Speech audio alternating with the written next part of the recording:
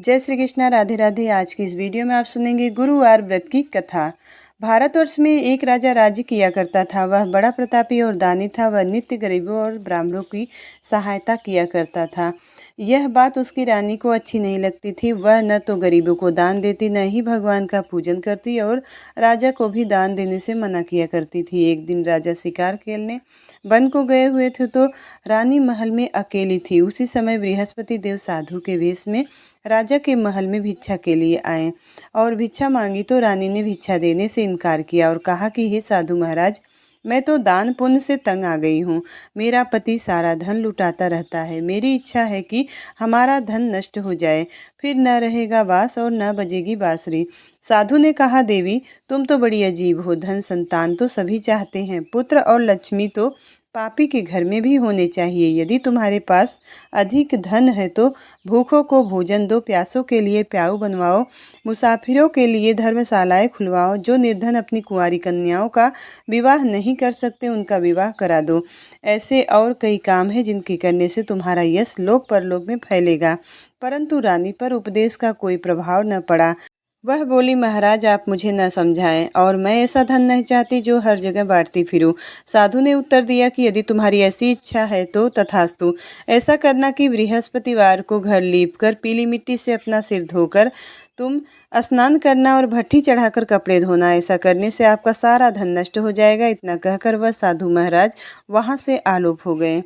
जैसे वह साधु कहकर गए थे वहां पर रानी ने वैसा ही किया। बृहस्पतिवार ही बीता था कि उनका समस्त धन नष्ट हो गया और भोजन के लिए दोनों तरसने लगे, सांसारिक भोगों से दुखी रहने लगे। तब वह राजा और रानी से कहने लगे कि तुम यहाँ पर रहो, मैं दूसरे देश में जाऊँ, क्योंकि यहाँ पर मुझे सभी मनुष्य जानते हैं, इसलिए कोई कार्य भी नहीं कर सकता। देश चोरी परदेश भीख बराबर है। ऐसा कहकर राजा परदेश चला गया। वहाँ जंगल को जाता और लकड़ी काट कर लाता और शहर में बेचता। इस तरह जीवन यापन करने लगा। एक दिन दुखी होकर जंगल में एक पेड़ के नीचे आसन जमाकर बैठ गया। वह अपनी दशा को याद करके व्याकुल होने लगा। बृहस्पतिवार का दिन था। एकाएक उसने देखा कि निर्जन वन में एक साधु प्रकट हुए और साधु वेश में स्वयं बृहस्पति देवता थे। लकड़हारे के सामने आकर बोले कि हे लकड़हारे, तुम इस सुनसान जंगल में चिंता मग्न क्यों बैठा है। लकड़हारे ने दोनों हाथ जोड़कर प्रणाम किया और कहा कि उत्तर दिया कि महात्मा जी, आप सब कुछ जानते हैं, मैं क्या कहूँ। यह कहकर रोने लगा और साधु को आत्मकथा सुनाई। महात्मा जी ने कहा कि तुम्हारी स्त्री ने बृहस्पति देव के दिन वीर भगवान का निरादर किया था, जिसके कारण रुष्ट होकर तुम्हारी यह दशा कर दी। अब तुम चिंता को दूर करके मेरे कहने पर चलो तो तुम्हारे सब कष्ट दूर हो जाएंगे और भगवान पहले से भी अधिक संपत्ति देंगे। तुम बृहस्पतिवार के दिन कथा करो, 2 पैसे के चने मुनक्का मंगवा कर उसका प्रसाद बनवाओ और शुद्ध जल के लोटे में शक्कर मिलाकर अमृत तैयार करो। कथा के पश्चात अपने सारे सुनने वाले प्रेमियों में अमृत व प्रसाद बांटकर आप भी ग्रहण किया करो। ऐसा करने से भगवान तुम्हारी सब कामनाएं पूरी करेंगे। साधु के ऐसे वचन सुनकर लकड़हारा बोला कि हे प्रभु, मुझे लकड़ी बेचकर इतना पैसा नहीं मिलता जिससे भोजन करने के उपरांत कुछ बचा सकूं। मैंने रात्रि में अपनी स्त्री को व्याकुल देखा है। मेरे पास कुछ भी ऐसा नहीं है जिससे उसकी खबर मंगा सकूं। साधु ने कहा, हे लकड़हारे, तुम किसी बात की चिंता मत करो। बृहस्पतिवार के दिन रोजाना की तरह लकड़ियां लेकर शहर को जाओ और तुमको रोज से दुगना धन प्राप्त होगा, जिससे तुम भली भांति भोजन कर लोगे तथा बृहस्पति देव की पूजा का सामान भी आ जाएगा। इतना कहकर साधु अंतर्ध्यान हो गए। धीरे धीरे समय व्यतीत होने पर फिर वही बृहस्पतिवार का दिन आया। लकड़हारा जंगल से लकड़ी काटकर किसी भी शहर में बेचने गया। उसे उस दिन और दिन से अधिक पैसा मिला। राजा ने चना गुड़ आदि लाकर गुरुवार का व्रत किया। उस दिन से उसके सभी कलेश दूर हुए। परंतु जब दोबारा गुरुवार का दिन आया तो बृहस्पतिवार का व्रत करना भूल गए। इस कारण से बृहस्पति भगवान नाराज हो गए और उस दिन से उस नगर के राजा ने विशाल यज्ञ का आयोजन किया था तथा शहर में यह घोषणा करा दी थी कि कोई भी मनुष्य अपने घर में भोजन न बनावे, न आग जलावे। समस्त जनता मेरे यहाँ भोजन करने आवे। इस आज्ञा को जो न मानेगा उसके लिए फांसी की सजा दी जाएगी। इस तरह की घोषणा संपूर्ण नगर में करवा दी गई। राजा की आज्ञा अनुसार शहर के सभी लोग भोजन करने गए, लेकिन लकड़हारा कुछ देर से पहुंचा, इसलिए राजा उसको भोजन करने के लिए अपने घर लिवा गए और ले जाकर घर भोजन करा ही रहे थे कि रानी की दृष्टि खूंटी पर पड़ी। अब जहाँ पर उनका हार लटका हुआ था वहाँ पर दिखाई न दिया। रानी ने निश्चय किया कि मेरा हार इस मनुष्य ने चुरा लिया है। उसी समय पुलिस को बुलाकर उसको जेल खाने में डलवा दिया। जब लकड़हारा जेल खाने में पड़ गया और बहुत दुखी होकर विचार करने लगा कि न जाने कौन से पूर्व जन्म के कर्म से मुझे यह दुख प्राप्त हुआ है, और उसी साधु को याद करने लगा जो कि जंगल में मिला था। उसी समय तत्काल बृहस्पति देव साधु के रूप में प्रकट हो और उसकी दशा को देखकर कहने लगे कि अरे मूर्ख, तूने बृहस्पति देव की कथा नहीं करी, इस कारण से तुझे दुख प्राप्त हुआ है। अब चिंता मत कर, बृहस्पतिवार के दिन जेल खाने के दरवाजे पर 4 पैसे पड़े मिलेंगे, उनसे तू बृहस्पति देव की पूजा करना, तेरे सभी कष्ट दूर हो जाएंगे। बृहस्पति के रोज उसे 4 पैसे मिले। लकड़हारे ने कथा करी और उसी रात्रि बृहस्पति देव ने उसे नगर के राजा को स्वप्न में कहा कि हे राजा, तुमने जिस आदमी को जेल खाने में बंद कर दिया है वह निर्दोष है, वह राजा है, उसे छोड़ देना। रानी का हार उसी खूंटी पर लटका है। अगर तू ऐसा नहीं करेगा तो मैं तेरे राज्य को नष्ट कर दूंगा। इस तरह रात्रि के स्वप्न को देखकर राजा प्रातःकाल उठा और खूंटी पर हार देखकर लकड़हारे को बुलाकर क्षमा मांगी तथा लकड़हारे को योग्य सुंदर वस्त्र आभूषण देकर विदा कर दिया तथा बृहस्पति देव की आज्ञा के अनुसार लकड़हारा अपने नगर को चल दिया। राजा जब अपने नगर के निकट पहुंचा तो उसे बड़ा आश्चर्य हुआ। नगर में पहले से भी अधिक बाग, तालाब और कुएं तथा बहुत से धर्मशाला, मंदिर आदि बन गई है। राजा ने पूछा कि यह किसका बाग और धर्मशाला है। तब नगर के सब लोग कहने लगे कि यह रानी और दासी का है। तो राजा को आश्चर्य हुआ और गुस्सा भी आया। जब रानी ने यह खबर सुनी कि राजा आ रहे हैं तो उन्होंने दासी से कहा कि देख दासी, राजा हमको कितनी बुरी हालत में छोड़ गए थे, हमारी ऐसी हालत देखकर लौट न जाएं। अब इसलिए तू दरवाजे पर खड़ी हो जा। और आज्ञा के अनुसार दासी दरवाजे पर खड़ी हो गई और राजा आए तो उन्हें अपने साथ लिवा लाई। तब राजा ने क्रोध करके अपनी रानी से पूछा कि यह सब धन तुम्हें कैसे प्राप्त हुआ है। तब उन्होंने कहा कि हमें यह सब धन बृहस्पति देव के इस व्रत के प्रभाव से प्राप्त हुआ है। राजा ने निश्चय किया कि 7 रोज बाद तो सभी लोग बृहस्पति देव की पूजन किया करते हैं, परंतु मैं रोजाना दिन में 3 बार कहानी कहा करूँगा तथा रोज व्रत किया करूँगा। अब हर समय राजा के दुपट्टे में चने की दाल बंधी रहती तथा दिन में 3 बार कहानी कहते। एक रोज राजा ने विचार किया कि चलो अपने बहन के यहाँ हो आवे। इस तरह निश्चय करके राजा घोड़े पर सवार होकर अपने बहन के यहाँ आए। तो इस तरह से वह अपने बहन के यहाँ पहुँच गए। मार्ग में उसने देखा कि कुछ आदमी मुर्दे के लेकर जा रहे थे। उन्हें रोककर राजा कहने लगे कि अरे भाइयों, मेरी बृहस्पति देव की कहानी सुन लो। वे बोले कि लो, हमारा आदमी मरा है और इन सबको कथा की पड़ी है। परंतु कुछ आदमी बोले कि अच्छा कहो, हम तुम्हारी कथा भी सुनेंगे। राजा ने दाल निकाली और जब कथा आधी हुई तो मुर्दा हिलने लग गया, और जब कथा समाप्त हो गई तो राम राम करके मनुष्य उठकर खड़ा हो गया। अब आगे मार्ग में उसने एक किसान खेत में हल चलाता मिला तो राजा ने उसे देखा और उनसे कहा कि अरे भैया, मेरी बृहस्पतिवार की कथा सुन लो। किसान बोला, जब तक मैं तुम्हारी कथा सुनूंगा तब तक 4 हरैया जोत लूंगा। जाओ अपनी कथा किसी और को सुनाना। इस तरह राजा आगे चलने लगे। राजा के हटते ही बैल पछाड़ खाकर गिर गया तथा उनके पेट में, किसान के पेट में जोर सा दर्द होने लगा। अब उस समय उसकी माँ रोटी लेकर आई थी। उसने जब यह हाल देखा तो अपने पुत्र से सब हाल पूछा और बेटे ने सभी हाल कह दिया। बुढ़िया दौड़ी दौड़ी उस घुड़सवार के पास गई और उसने बोला कि मैं तुम्हारी कथा सुनूंगी, अपनी कथा मेरे खेत पर चलकर ही कहना। राजा ने बुढ़िया को खेत पर जाकर कथा कही और जिसके सुनते ही बैल उठकर खड़े हो गए तथा किसान के पेट का दर्द भी बंद हो गया।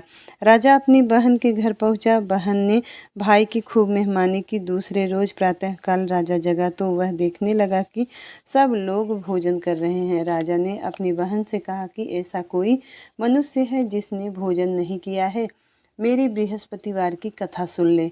बहन बोली, हे भैया, यह देश ऐसा ही है, पहले यहाँ लोग भोजन करते हैं, बाद में अन्य काम किया करते हैं। अगर कोई पड़ोस में हो तो देखाऊं। वह कहाँ ऐसा कहकर देखने चली गई। अब परंतु उसे कोई ऐसा व्यक्ति नहीं मिला जिसने भोजन न किया हो।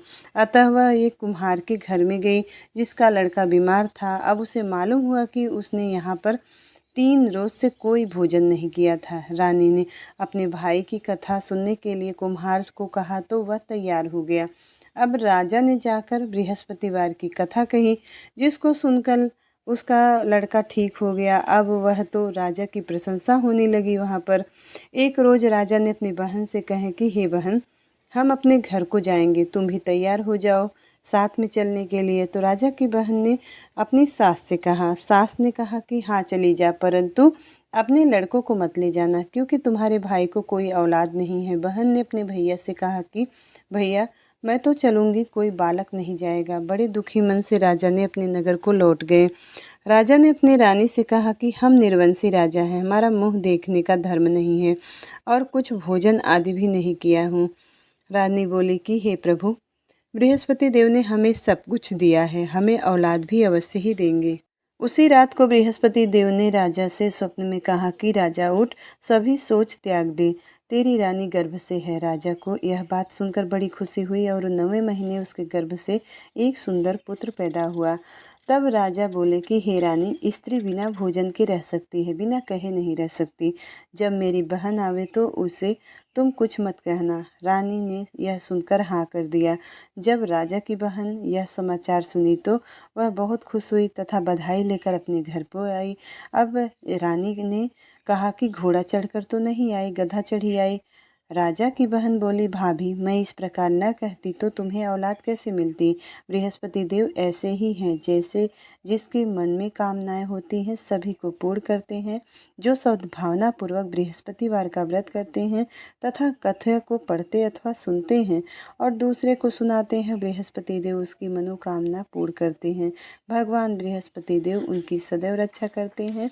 संसार में जो मनुष्य सद्भावना से भगवान जी का पूजन व्रत सच्चे हृदय से करते हैं तो उनकी सभी कामनाएं पूर्ण करते हैं। जैसी सच्ची भावना से रानी और राजा ने उनकी कथा का गुणगान किया तो उनकी सभी इच्छाएं बृहस्पति देव जी ने पूर्ण की थी। इसलिए पूर्ण कथा सुनने के बाद प्रसाद लेकर जाना चाहिए। हृदय से उनका मनन करते हुए जयकारा बोलना चाहिए।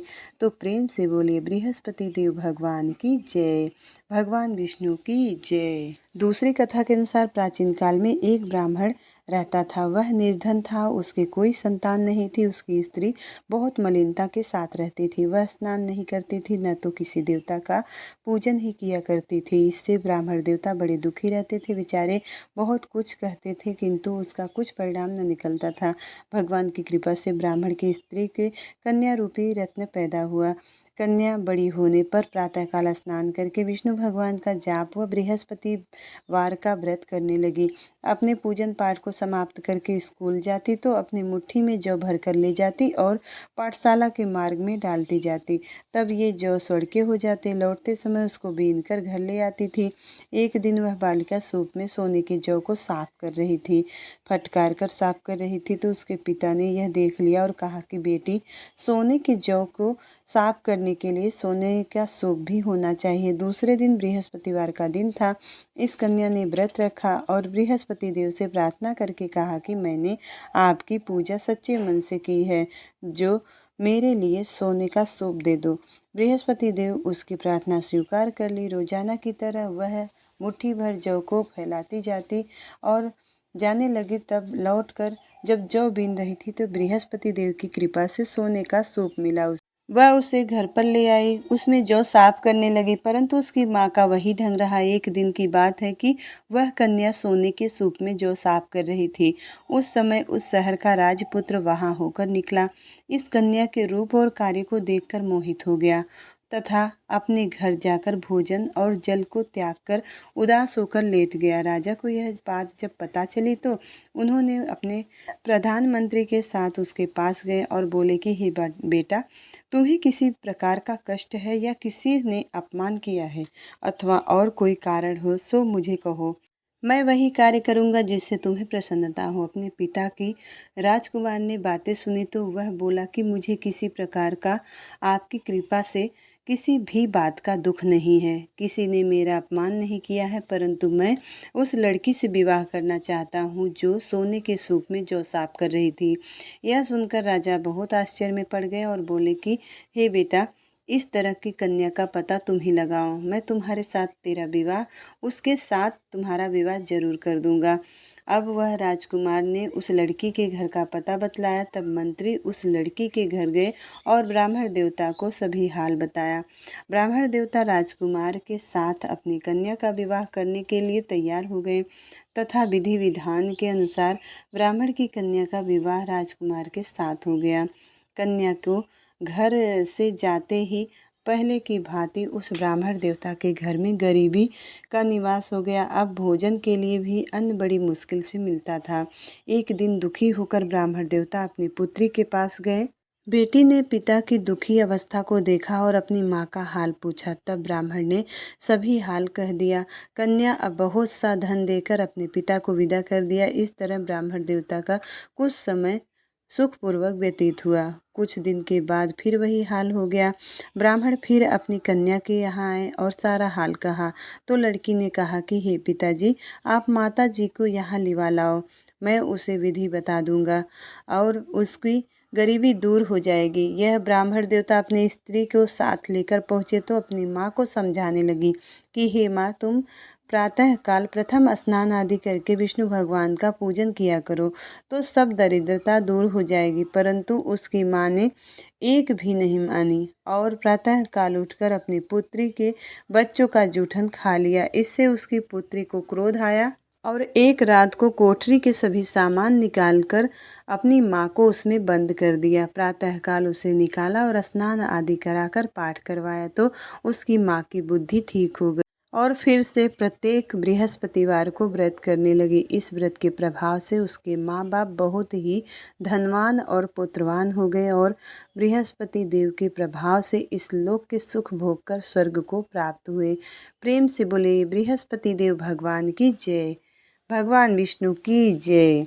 ओम जय बृहस्पति देवा, जय बृहस्पति देवा, छिन छिन भोग लगाऊं फल मेवा।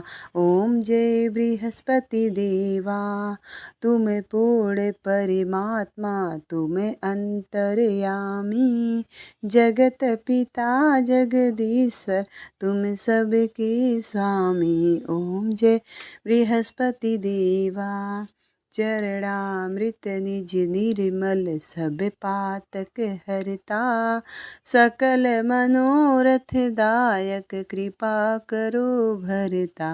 ओम जय बृहस्पति देवा, तन मन धन अर्पण कर जो शरण पड़े, प्रभु प्रकट तब होकर आकर द्वार खड़े। ओम जय बृहस्पति देवा, दीन दयाल दयानिधि भक्तन हितकारी, पाप दोष सब हरता भव बंधन हारी।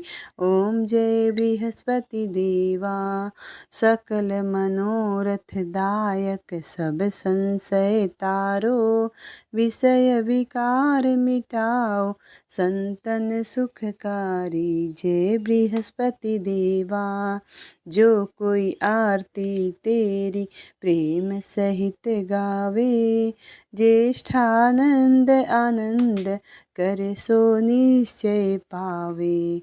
ओम जय बृहस्पति देवा, ओम जय बृहस्पति देवा, जय बृहस्पति देवा, छिन छिन भोग लगाऊं फल मेवा। ओम जय बृहस्पति देवा, प्रेम से बोलिए भगवान विष्णु की जय, बृहस्पति देव भगवान की जय। उम्मीद करती हूँ वीडियो आपको पसंद आती है। यदि वीडियो पसंद आती है तो वीडियो को लाइक करिएगा। चैनल पर पहली बार आए हैं तो सब्सक्राइब जरूर करिएगा। मिलती हूँ अगली वीडियो में, तब तक के लिए राधे राधे, जय श्री कृष्णा।